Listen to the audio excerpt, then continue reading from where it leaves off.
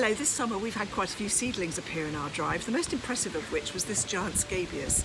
It was totally in the wrong place though, so in this video John's going to show you the best way to gently raise the seedling without damaging its roots before potting it on, and then finally giving you some tips on how to water. Hello, welcome to John Horsey Horticulture. John's been teaching horticulture professionally for over 30 years now, and on this channel we hope we can help you develop your gardening skills by using the plants here in our Somerset garden to give you just a few different propagation techniques, help you grow some vegetables, a little bit of pest control and much more. So if you enjoy learning those things and would like to follow us, do press the subscribe button. There's no charge, and don't forget to press the all-important notification bell. It just lets you know every time we upload a new video. Hello again, we're in the garden, and I've been doing a bit of weeding recently, and in amongst the weeds, if you look carefully, you often find that you've got self-seeded plants. And of course this actually is a plant for free, isn't it? So it's quite useful to be able to first of all identify them, and then to dig them up and move them around. If you look, for example, around here, there's a little self-seeded helianthemum, which you could very well dig up. I could do the same with all these ajugas and the little primrose in there. I'm not too worried about those because they're actually part of the border, and I rather like my borders growing out, and I'm not too worried. But if you look back down there beside us, we have a couple of seedlings of the giant scabious. Now, the mum of all these, it lives over there by the wall. And when it's flowering, it's about 6 to 8 foot high. It's a really lovely plant. It's called we call it the giant scabious. It's a yellow one, we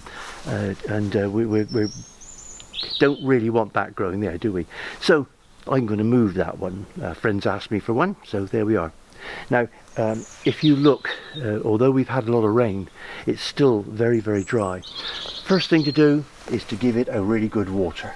So we give it a good soak. There's two of them there actually. So we'll just take one up, and I'm going to give it a soak there. Let the water run in a little bit. Like that. I did try to see what the soil was like earlier on, and I tried digging down there, and it's a bit hard. It has moist. The rain's done a little bit of good, but it would still be better for those to be more moist. So we leave it there for a minute. 5 or 10 minutes will be great to let it soak in. It won't hurt just to give it another drop. It'll mean that also the roots are going to be nice and moist, and when I come to move it, there should be no damage to the delicate roots, which will get it going. Right, so here we are. We've got this lovely yellow scabious, Cephalaria gigantea, giant scabious. It does get quite high. 6 to 8 foot is nothing for these, and they form really big clumps, and so obviously it's not going to work here right in the front, because it will just fill it up and it'll hide all my lovely little beauties behind it. So we've moistened it, we've given it a good chance to water, and now I'm going to go down with the fork and see if I can get it out without damaging the roots. So down we go, right down there. Loosen it a little bit. Yeah, it's coming up. I think you can see it coming. There we are.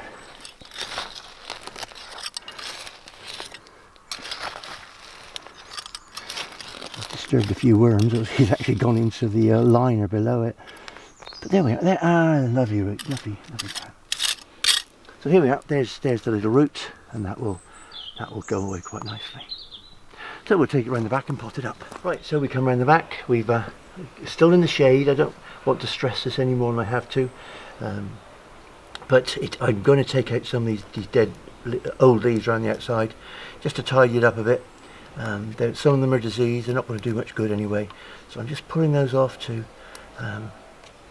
give the plant as good a chance as possible. Quite a bit of damage to some of these leaves, especially that one there. Look, so I'll pull that one off. And where's the next one? That looks, yeah, that was, if you, they sort of come in order, and we'll cut that rather than rip it in case it damages the stem. There we are. There's a nice little plant, and it's just simply a question of potting it on. I'm using standard potting compost, peat free. I'm putting a collection in the back. There is actually some slow release fertiliser in here, which will make sure that the plant has plenty of food. I'll put too much in. take it down again and just stand it like that. It's important to get it in the middle. Not only does it look tidier, but if you had a lot of them, at least if they were all in the middle, you get the good spacing. You're sure that the whole crop would be spaced out. So that plant's in the middle. I'm putting the compost around it. What I tend to do is just to sort of gently loosen it up as we come up. That way the compost filters down between the roots, and then we just gently firm it in like that. Give it a good water. Put it in a shady spot, and there's your plant, lovely little plant. So here's our Cephalaria, our giant scabious. She's been potted up, and I'm just going to give her a good water and get her going. There we are. That will now seek through. It's going down very quickly. That's fine. That's what it should do. And that will. If you fill it up to the rim there, you know that you've got enough. In fact, we can see it's running at the bottom, so it's gone right the way through. So the whole of that pot has been watered. Good. Let it drain before we put it somewhere in the shade to get going. Okay. Well, that's all for today, folks. Thank you very much for joining us here today in our rather windy Somerset garden. We have enjoyed having you. And if you'd like to learn more, do press the subscribe button. It means you're following us. There's no charge.